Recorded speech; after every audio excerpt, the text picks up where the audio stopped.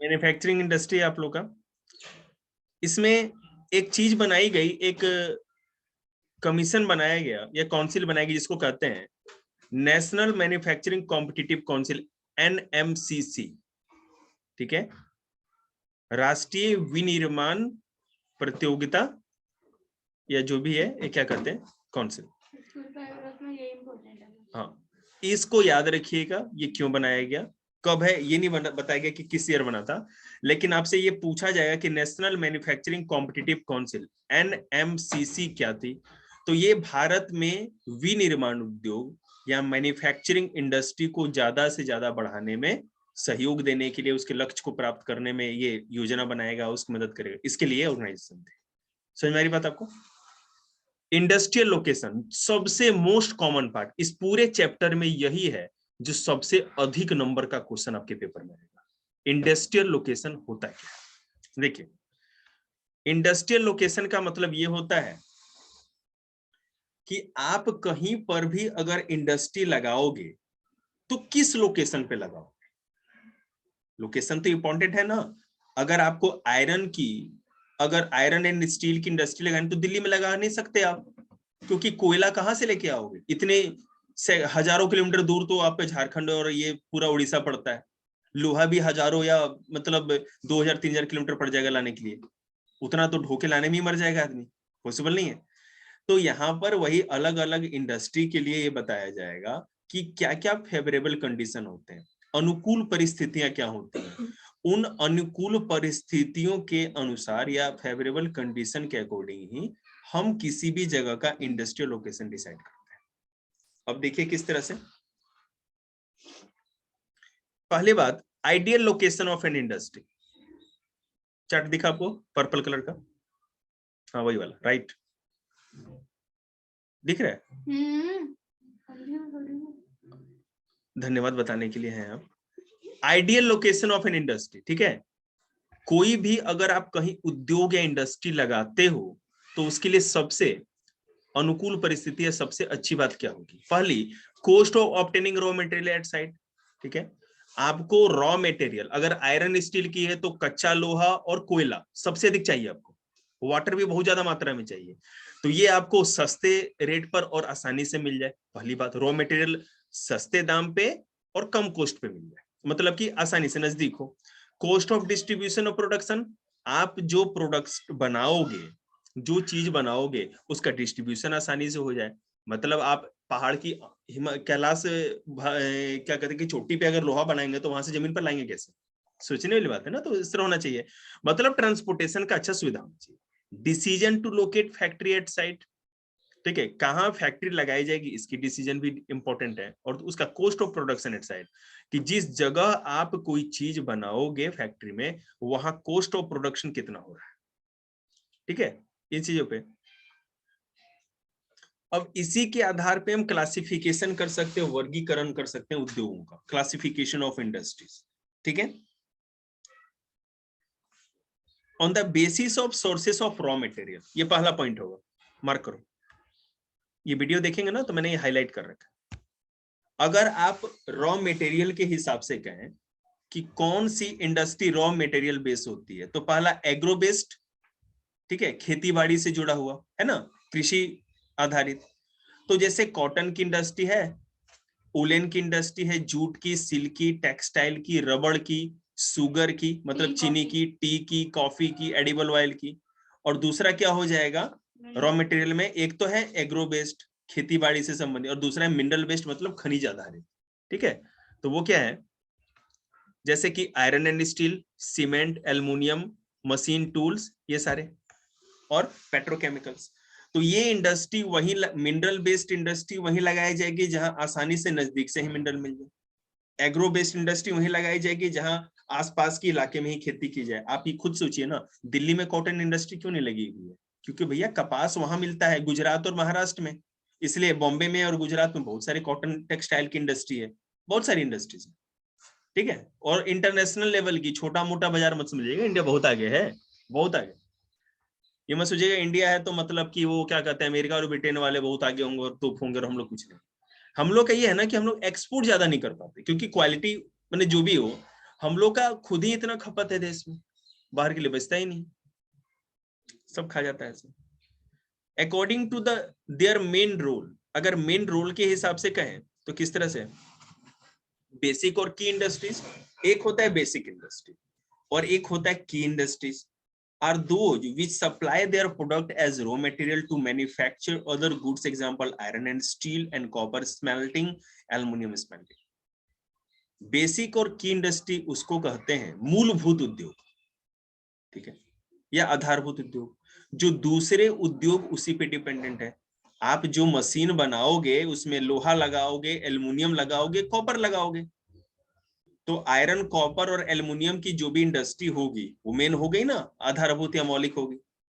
दूसरा consumer industries, अब जैसे शुगर है, फूड, टूथपेस्ट हो गया, पेपर हो गया, सीविंग मशीन हो गया, फैंस हो गए, ये कंज्यूमर गुड्स है, वो बनाते हैं ताकि सिर्फ डायरेक्ट कंज्यूमर लेकर के जाए।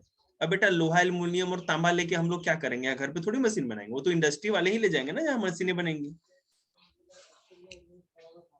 तो दो हो गया इसमें according to their main role, ये सारे पेपर में आएंगे, याद रखिएगा। बेसिक और की इंडस्ट्री क्या होती है, ये एक है आपका हो गया। कंज्यूमर इंडस्ट्री क्या होती है कि ये हो गया। अब अगला देखेंगे कि on the basis of capital investment, ठीक है, पूंजीगत व्यय के आधार पर, जो पूंजी का जो व्यय होता है या निवेश होता है उसके आधार पर इंडस्ट्री। तो एक होता है स्मॉल स्केल इंडस्ट्री, ये पक्का आएगा। स्मॉल स्केल इंडस्ट्री क्या है, मीडियम स्केल इंडस्ट्री क्या होता है, लार्ज, है ना, ये पक्का आएगा, याद रखिएगा। A small scale industry is defined with reference to the maximum investment, ठीक है, investment allowed on the assets of unit. This limit has changed over a period of time. सरकार डिसाइड करती है कि इतने करोड़ रुपए तक की कोई इंडस्ट्री अगर होगी तो उसको हम स्मॉल स्केल इंडस्ट्री कहेंगे, लघु उद्योग कहेंगे, ठीक है। उसके बाद इसी हिसाब से क्या कहते हैं, एक लघु उद्योग होगा, स्मॉल स्केल होगा, उसके बाद एक लार्ज स्केल हो जाता है, एक मीडियम स्केल इंडस्ट्री कह जाते हैं, है ना। इस तरह से 3-4 तरह के उद्योग होते हैं। On the basis of ownership, मालिकाना हक के आधार पे अगर आप देखो तो उसके आधार पे इंडस्ट्री बांट सकते हैं। पहला है बेटा पब्लिक सेक्टर, उसके बाद है प्राइवेट सेक्टर, उसके बाद है ज्वाइंट सेक्टर, उसके बाद है कोऑपरेटिव सेक्टर, ठीक है। देखिए, तो जो पब्लिक सेक्टर आपका इंडस्ट्री है,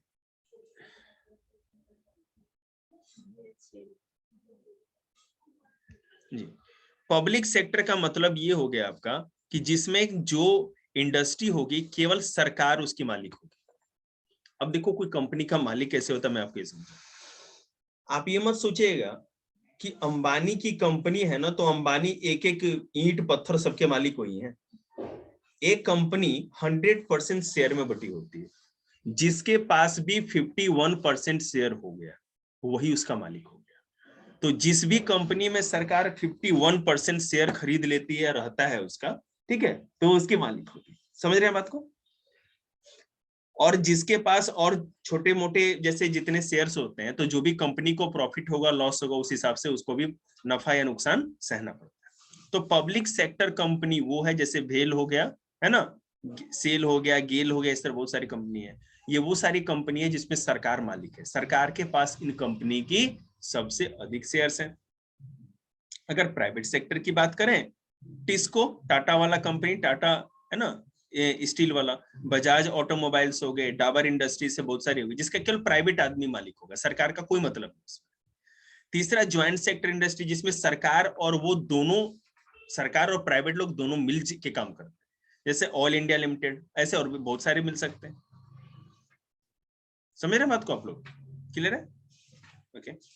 कोऑपरेटिव सेक्टर देखिए क्या होता है। कोऑपरेटिव सेक्टर सबसे दिखे ना एग्रीकल्चर बेस्ड होता है। देखिए, अब कोई एक छोटा, मान लीजिए कि एक जिला है, उसके जितने भी कॉटन उगाने वाले किसान हैं, कपास उगाने वाले किसान हैं, उन्होंने मिल करके अपना एक ग्रुप बना लिया, ठीक है। और उन्होंने क्या किया कि जो कॉटन उगाते, उन्होंने पैसे उसे जोड़ जाड़ के अपना ही इन्वेस्टमेंट लगा के और भी कहीं से लोन लेकर के क्या किया कि एक फैक्ट्री लगा। अब क्या होता है, उनका खुद का कॉटन होता है, खुद की इंडस्ट्री होती है, ठीक है। तो कोऑपरेटिव सेक्टर वो होता है जिसमें ग्रुप ऑफ मेंबर्स होते हैं और वो जितने भी, अगर मान लो 100 200 300 जितने भी लोग, सारे लोग मेंबर्स हैं, और सब लोगों को उसमें से फायदा नुकसान का बराबर बराबर हक मिलता है। इसको कोऑपरेटिव सेक्टर कहते हैं। मैं और भी अच्छे समझाऊं, cooperative sector industry is owned and operated by the producer और सप्लायर ऑफ रॉ मटेरियल, जो चीजों को बनाते हैं, जैसे कि जो कॉटन उगा रहा है, और सप्लायर जो कि कपड़ा बना के बेच रहा है रॉ मटेरियल का, ठीक है। सॉरी, प्रोड्यूसर मतलब जो कॉटन उगा रहा है वही कोऑपरेटिव है।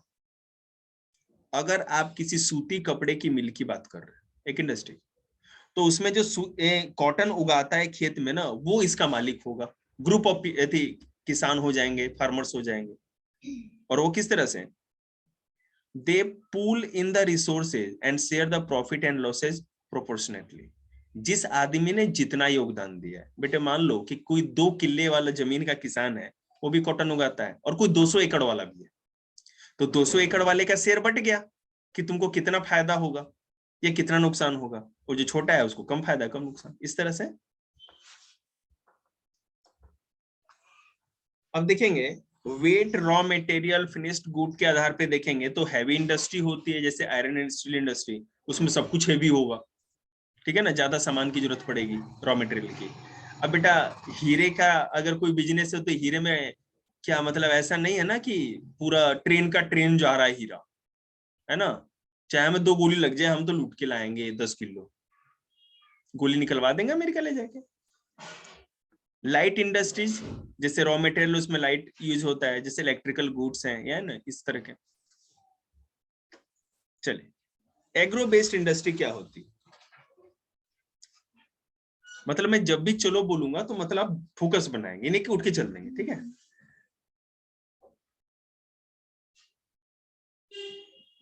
अब हर जगह झांसी की रानी की कहानी कहां से आएगी भैया, इसमें तो यही बिजनेस ही है। क्लास ले रहा है? नहीं, तो फिर चैप्टर आप क्यों पढ़ा रहे हो? क्यों नहीं पढ़ाए भगवान, सिलेबस है हमारा, हम तो सिलेबस कराएंगे ना। एक मिनट तो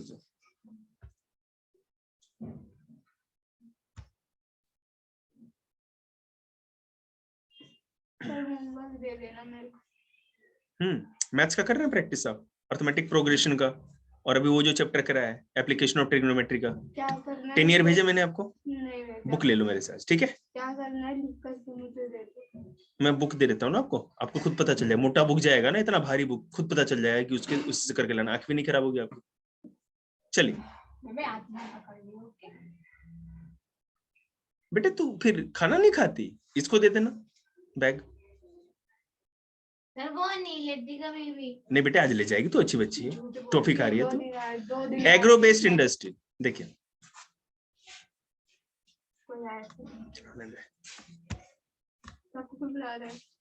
हमें कोई नहीं बुलाता बेटा, हम यहाँ से दूसरे को बुलाते हैं। एग्रो बेस्ड इंडस्ट्री की बात करें तो cotton, jute, silk, woollen textile, sugar, edible oil, ये सारे के सारे, मतलब जिसमें खेती बाड़ी से रॉ मटेरियल मिलता है, वही एग्रो बेस्ड इंडस्ट्री हो जाएगा, ठीक है। अब खेत में बेटा लोहा और कोयला तो नहीं निकाल सकते ना, तो उसको एग्रो बेस्ड नहीं कर सकते। अगर फाइबर का प्रोडक्शन है तो रॉ फाइबर से होगा, स्पिनिंग से यार्न बन जाता है, मतलब चरखा घुमाएंगे तो धागा बनेगा। वीविंग और निटिंग मतलब कि वो कपड़ा हो गया। डाइंग एंड फिनिशिंग और गारमेंट्स मैन्युफैक्चरिंग, गारमेंट मतलब कि कपड़ा बन गया, मतलब क्यों ये क्यों बता दिए हम, ये तो छोटा बच्चा से बताते हैं। नहीं बता लो, और ये बता दो क्या होता है वीविंग, निटिंग, डाइंग क्या होता है, निटिंग क्या होता है पता है, इसको बताएगी? सिलना। किसको? कपड़ों। पक्का? भाई से पूछ लिया आपने, 6 क्लास को बता देगा तेरे को। निटिंग पता है तुम लोगों को, किसी को क्या होता है? अरे स्वेटर बुनना, जिसमें सिंगल थ्रेड यूज करते हैं। वेविंग सुन ले बेटे, छोटी चीज किसी को नहीं समझते। वेविंग मतलब 2 धागों को 90 डिग्री के एंगल पे करके बुनते हैं, जिससे कपड़े बुनते हैं, शर्ट, स्वेटर। इस शर्ट हो गया हमारा, ये नहीं, या जो भी टी शर्ट पहनते हैं हम लोग, समझ रहे हैं, या साड़ी जो बनती है, सूट के कपड़े। और निटिंग मतलब सिंगल थ्रेड यूज करते हैं। सिंगल थ्रेड मतलब कि उलन में होता है। सिंगल से कैसे होगा? सिंगल बेटा जो सिंगल जो होता है ना थ्रेड हमारा, उसमें 90 डिग्री का एंगल नहीं जोड़ते हम, छल्ला होता है, एक लूप बनाया जाता है, जो स्वेटर बुनते हैं। आप इसमें देखो जैसे हाथ से जो मम्मी या दादी बनाती है, या आप जब फैक्ट्रियों में देखो वहां जो मशीन लगती है उसमें भी लूप्स के द्वारा ही होता है, लूप उस तरह बना करके उसे बुनाई होती है स्वेटर की। समझ रहे बात को ना? उन्होंने बना के दिया था स्वेटर। हमारी बहन तो भाई क्या कहते तोप थी भाई स्वेटर बुनने में, मतलब कमाल। वो बात अलग है कि उस समय हमको अच्छा नहीं लगता था, अब लग के भी क्या हो।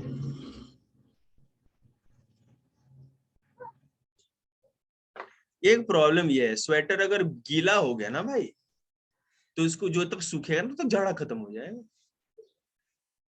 टेक्सटाइल इंडस्ट्री पता है आप लोगों को, कॉटन टेक्सटाइल, टेक्सटाइल में क्या होगा, कॉटन के कपड़े बनेंगे या उलन के कपड़े, जितने भी कपड़े बनते हैं। कॉटन टेक्सटाइल की बात करें,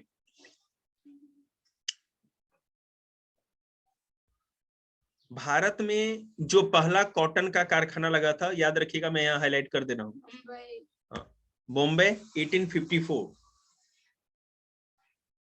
कावसजी डावर ने किया था, याद रखिएगा, इसमें नहीं लिखा है कावसजी या कावसजी कुछ नाम था, डावर, डाबर जो कंपनी, डाबर कंपनी, उसी ने किया था। The two world wars were fought in Europe. India was a British colony. There was a demand of folk cloth in UK.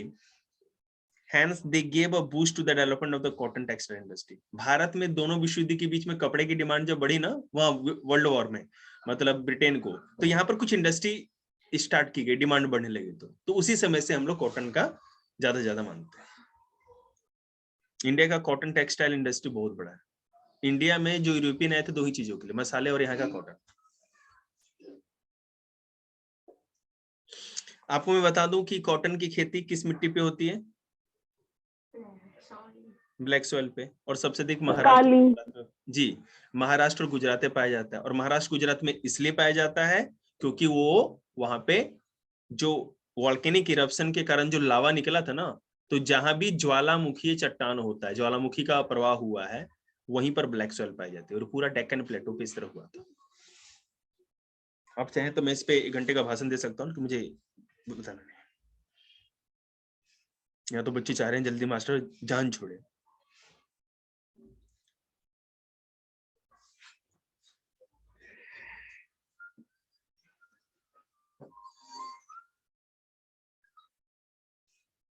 Hello मामा नमस्ते।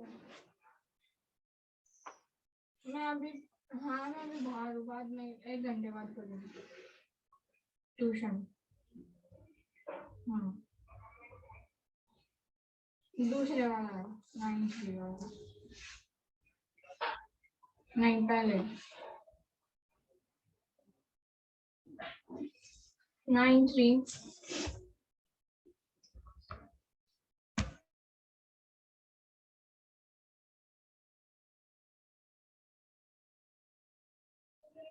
तो why did Mahatma Gandhi lay emphasis on spinning yarn and weaving khadi?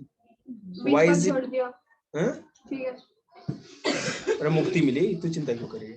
Why is it important for our country to keep the mill sector loom lower than power loom and hand loom? ये question बड़ा important है, मैं आपको समझाता हूँ। महात्मा गांधी पहले चरखा चलाने के लिए या खुद खादी के कपड़े बनाने के लिए क्यों वो चाहते थे, क्यों इस पे बल देते थे, पहला क्वेश्चन ये। दूसरा क्वेश्चन ये है, भारत में पावर लूम मतलब कि मशीनों द्वारा जो कपड़े की बुनाई होती है उसके जगह हैंडलूम पे ज्यादा जोर देने की क्यों जरूरत है, बताइए बच्चों। महात्मा गांधी जी का तुम बताओ। दोबारा बोलो। महात्मा गांधी चरखा चलाने और खादी के कपड़े बनाने पे जोर क्यों देते थे, पहले ही बताओ ना क्यों। ये तुम्हारा बाग बहुत अच्छा लगा यार, टोपी भी नाइस, चश्मा भी जिसमें शीशा नहीं, केवल आंख, कमाल है यार, नाइस। तुम बोलो, तू बोल भाई। महात्मा गांधी क्यों खादी के कपड़े बनाने में या इस चीजों पे जोर देते थे, चरखा चलाने पे? ताकि भारत का जो सदियों पुराना कॉटन का जो ट्रेडिशन था, यहाँ पे जो बुनकर थे, वेबर्स थे, ठीक है ना, वो जी सके और हम लोग आत्मनिर्भर बन सके। और अंग्रेजों का कोई वो नहीं रखते, अंग्रेजों की चीजों से वो लेने के लिए। लेकिन यहाँ पर हम लोग इकोनॉमिक के पॉइंट ऑफ व्यू से देखेंगे, ठीक है ना। तो यहाँ पर महात्मा गांधी का बस ये पर्पस था कि लोग आत्मनिर्भर बन जाए, हमारे पास खुद कपड़े के लिए हम लोग खुद ही बहुत ज्यादा मोर देन सफिशिएंट है। दुनिया को हम लोगों ने कपड़े दिए, मतलब क्या कहते हैं, कॉटन का उपहार दिया, पूरी दुनिया ने हम लोगों से देखा। आपको पता भी है, मैं आपको बताऊं एक बात, यूरोप के लोगों को कॉटन की क्यों जरूरत है पता है आपको? क्योंकि वो लेदर के कपड़े पहनते थे। तो जो अंदर जैसे टी शर्ट पैंट जो भी पहनना होता है उनको, तो कॉटन होगा ना। आपने भी पहने स्वेटर पहन के, स्वेटर स्किन से अगर डायरेक्ट कांटेक्ट में हो तो कैसा हो जाएगा, है ना, फफोले निकल जाएंगे। और वो चमड़े का पहनते थे, फर का। तो अंदर कॉटन के कपड़े, मतलब वो सोना था उनके लिए, गोल्ड, प्रेशियस चीज। समझ रहे हैं बात को? तो यहाँ पे इंडिया में तो पहले से था, हम लोग के पास शुरू से ही था, हजारों साल से, सिंधु घाटी सिविलाइजेशन के समय से हम लोग कॉटन के बारे में जानते हैं। तो महात्मा गांधी ने कहा कि आप आत्मनिर्भर बने। दूसरा क्वेश्चन ये है कि भारत में इतनी बड़ी जनसंख्या है, अगर आप यहाँ पावर लूम लगा दोगे, मतलब मशीनों को लगा दोगे, तो ये लाखों लोग बेरोजगार हो जाएंगे। क्यों नहीं हैंडलूम का यूज करो, हाथों से कपड़े बुनने का काम। तो इससे क्या होगा, यहाँ के लोगों का रोजगार खत्म नहीं होगा। आपको कपड़े से ही तो मतलब है। क्वेश्चन ये ही इम्पोर्टेंट क्यों है हैंडलूम लगाना? क्योंकि एनसीईआरटी है। बात समझ में आएगी आपको ना? आ गई। अब घुमा के बोलते। ले बेटे, घुमा के इसलिए समझाते हैं कि क्वेश्चन घूम के आया तो आप सीधे सीधे पहला आंसर। क्वेश्चन पूछा, दूसरा नहीं पूछा। दूसरा मैंने बता ही दिया सीधे। आगे करो आप। चल ठीक है, कोई बात ना, लक्ष्मी आ रही है।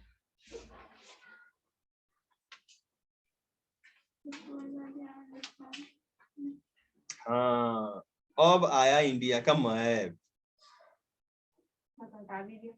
जो कि पेपर में आ नहीं रहा ना इससे कुछ भी। इसकी पिट मुझे नहीं पता, नहीं आ रहा। ये सब चीजें, कोई भी जो कॉटन टेक्सटाइल इंडस्ट्री से रिलेटेड जितने मैप्स थे तो हम लोग पहले डिस्कस कर रखे हैं ना। और आप लोग बताते टर्म 1 का रिजल्ट आने वाला है, जल्दी आने वाला है। पता तो सबसे पहले मार के दे दूंगा। बेटे जब भी रिजल्ट आए तो उस दिन आइएगा मत, क्योंकि उस दिन फिर भगवान जाने क्या होगा। तो मतलब बाद में आइएगा आराम से, एक दिन थोड़ा रो दो। और थोड़ा मालिश करवा के। हाँ वो टक कंपलसरी। अरे चुप हो जा तुम। Most of the production is in the fragmented small unit which catered to the local market. This mismatch is a major drawback for the industry as a result.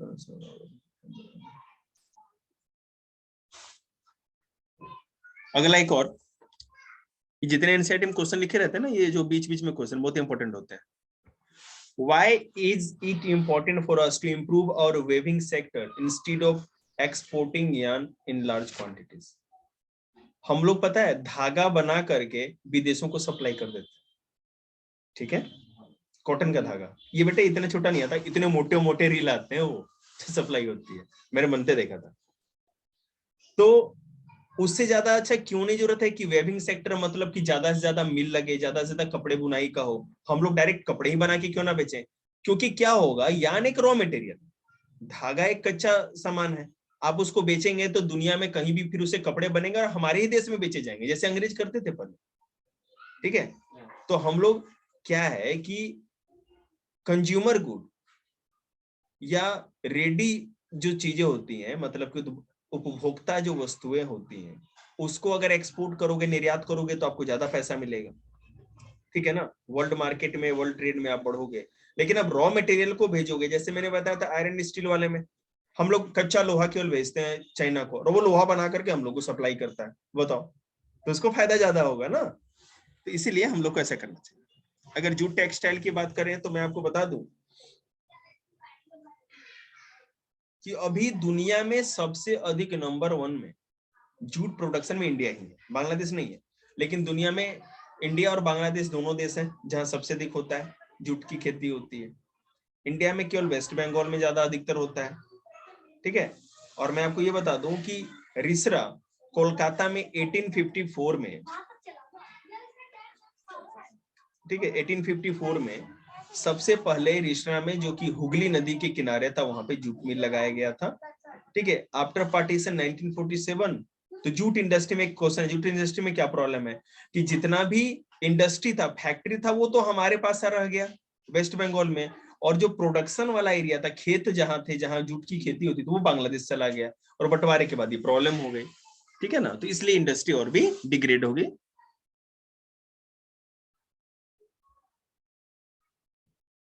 बहनी चैप्टर खत्म क्यों नहीं हो रहा?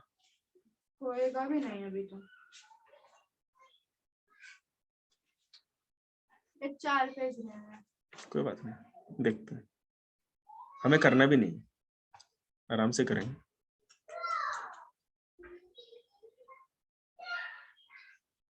चैप्टर इंपॉर्टेंट है भाई, question आते हैं इससे, मजाक में मुंह तोड़ा दीजिए उसमें। बट एक्चुअली क्या ना, आप लोग को मजा इसलिए नहीं आ रहा है क्योंकि ज्योग्राफी के नाम पे इकोनॉमिक्स के चैप्टर पूरे हैं।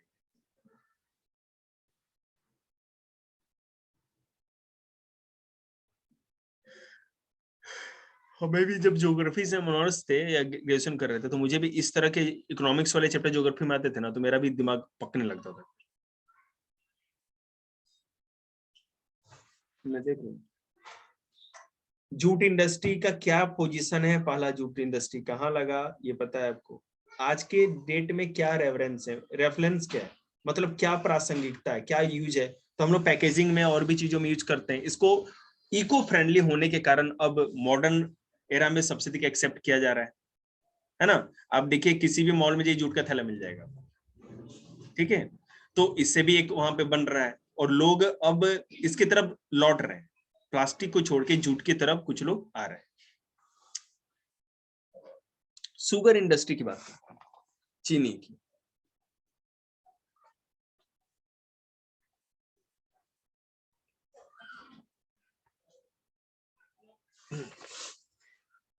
जो खांड होती है ना, जो खंड समझते हैं, और गुड़, वो बनाने में तो दुनिया में नंबर 1 है, और चीनी बनाने में दुनिया में दूसरा। दुनिया में सबसे अधिक चीनी ब्राजील बनाता है, ठीक है, याद रखिएगा। और दूसरे नंबर पे इंडिया आता है। इंडिया में बेटा उत्तर प्रदेश में सबसे अधिक मिले चीनी बनाने की। इसका चाइना को इस नंबर पर चीन। ना ना, चीन से चाइना, चीन से चीनी मत जोड़िए यार।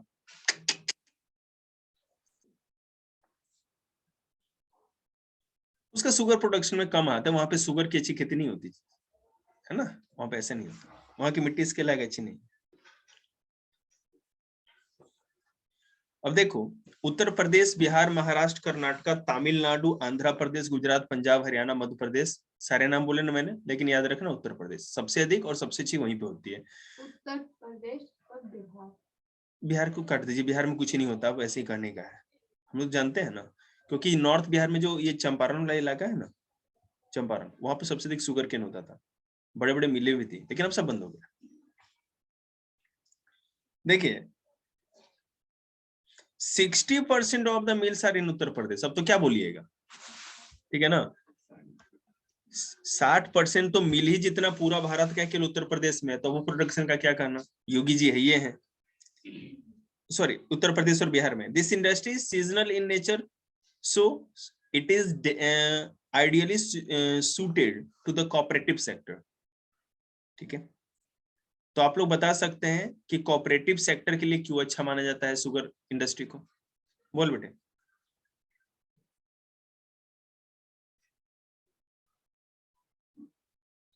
आप लोग बोलते नहीं। क्या बोल रहे हो? शुगर इंडस्ट्री क्यों अच्छी मानी जाती है कोऑपरेटिव सेक्टर के लिए? क्योंकि एग्रो बेस्ड है, खेती बाड़ी वाली चीज है। शुगर केन के लिए सबसे बड़ा रॉ मटेरियल चीनी, शुगर केन है, हाँ, मतलब शुगर इंडस्ट्री के लिए। और शुगर कौन उगाएगा? अंबानी, किसान ही उगाएंगे। उस किसान में जिसका जितना ज्यादा शेयर होता है, उस हिसाब का कोऑपरेटिव बन जाता है उसका। इस तरह से बहुत सारे ये कोऑपरेटिव सेक्टर की इंडस्ट्री मानी जाती है।